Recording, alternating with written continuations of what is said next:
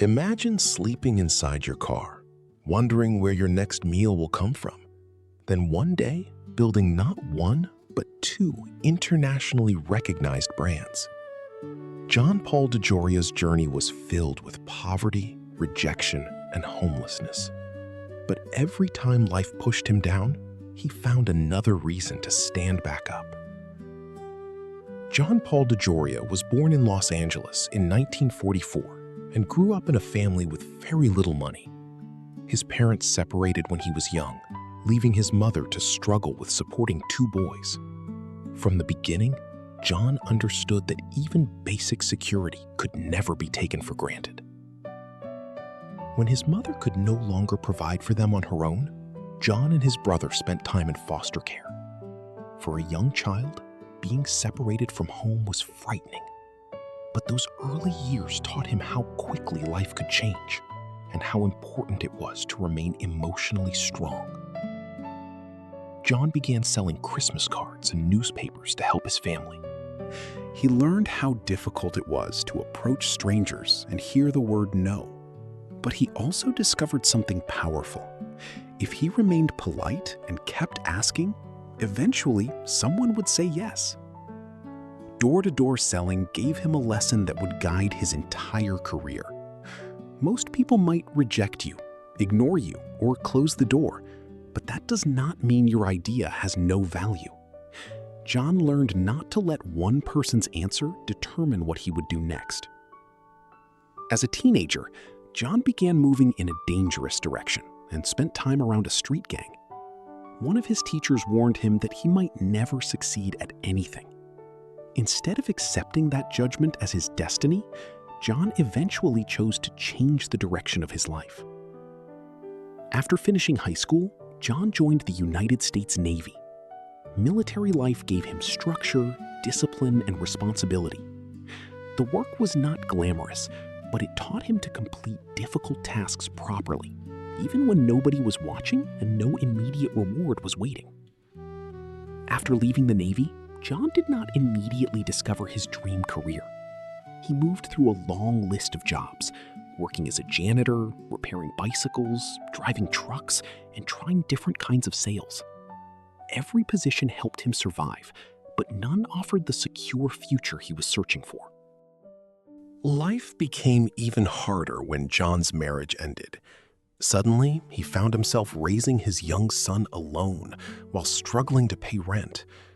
Bills piled up faster than he could earn money, and before long, they were forced out of their apartment. To buy food, John collected empty bottles and cans that people had thrown away. Every small refund mattered. He wasn't thinking about becoming rich. He was simply trying to survive one more day while giving his son hope. John wasn't fired once. He was fired many times throughout his career. Some employers thought he wasn't the right fit. Instead of believing those opinions, he treated every rejection as another lesson about where he truly belonged.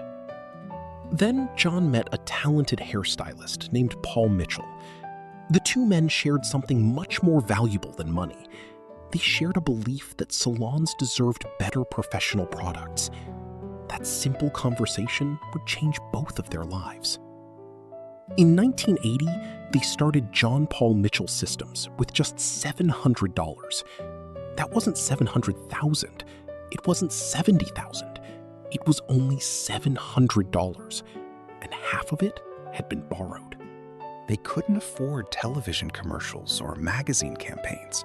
Instead, John personally drove from salon to salon, introducing himself to hairstylists and asking for just one chance to demonstrate their products. Everything John had learned as a little boy selling newspapers came back. Every no simply meant he was one door closer to a yes. He believed that if the product truly helped people, persistence would eventually win. After hearing rejection again and again, John finally found salon owners willing to listen. He did not simply ask them to purchase an unknown product. He demonstrated how it worked and allowed professional hairstylists to judge the results for themselves. One small order might not have looked important, but to John and Paul, it proved that someone believed in what they were building. John understood why salon owners hesitated. Their businesses were small, and buying an unfamiliar product meant risking money they could not easily lose. So John removed much of that fear. He promised that products which did not sell could be returned. By protecting the customer first, he made it easier for people to give the new company a chance. The company was growing, but survival remained uncertain. John and Paul had obtained bottles on short-term credit, which meant they had to sell the products before the suppliers demanded payment. For months, their business existed only 30 days at a time. 1 week sales period could have ended everything before the world ever learned their names. They began with only 3 products, but hairstylists started telling other hairstylists about them. 1 salon became 5, 5 became dozens, and the orders gradually spread across the country. There was no overnight miracle. The company grew through demonstrations, personal relationships, and professionals recommending products they genuinely trusted. After years of uncertainty, their persistence began producing real results. The tiny company that once struggled to pay for bottles was becoming one of the fastest-growing names in professional hair care. But John did not view the success as permission to relax. He remembered exactly how quickly security could disappear, and he continued preparing for the next challenge. Just as the company was becoming a major success, John faced another painful loss. Paul Mitchell became seriously ill and died in 1989. John had lost more than a business partner. He had lost the creative friend who had believed in the company when it possessed little more than 3 products, $700, and an enormous dream. John now had to decide whether the company could continue without the man whose name appeared on every bottle. Walking away might have been understandable, but he chose to protect what they had built. He continued growing the company while preserving Paul's name, their salon-first philosophy, and the vision they had shared from the beginning. By the end of the 1980s, John had already transformed one impossible idea into a successful company. Then, his friend Martin Crawley introduced him to another opportunity, creating a premium tequila brand at a time when many consumers viewed tequila as a cheap party drink. John now faced a fascinating question.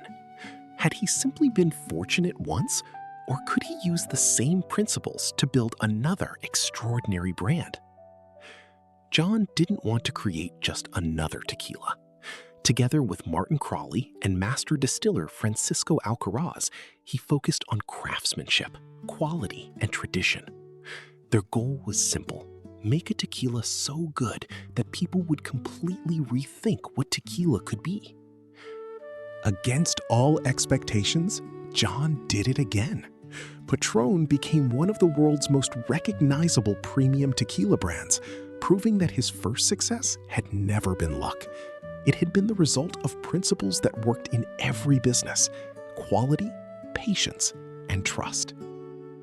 In 2018, Bacardi acquired Patron in a deal worth approximately $5.1 billion. For John, the sale represented much more than financial success.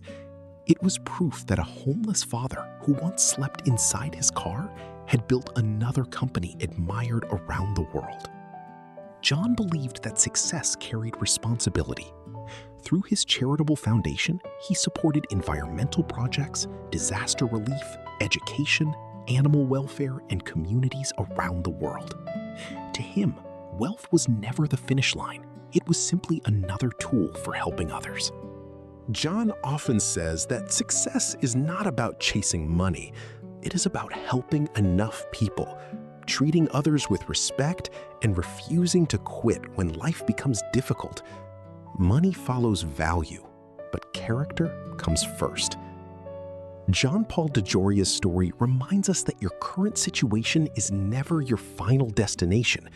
He was poor, he was rejected, he was homeless, yet none of those chapters became the ending of his story. Maybe today you're hearing more no's than yes. Maybe life feels unfair. Remember John standing at another door with another shampoo bottle, believing that one more knock could change everything.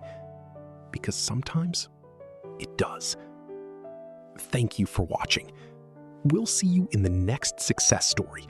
And who knows, maybe one day it'll be yours. If John's journey inspired you, don't forget to like the video and subscribe for more incredible success stories from around the world. And tell us in the comments, whose story should we explore next?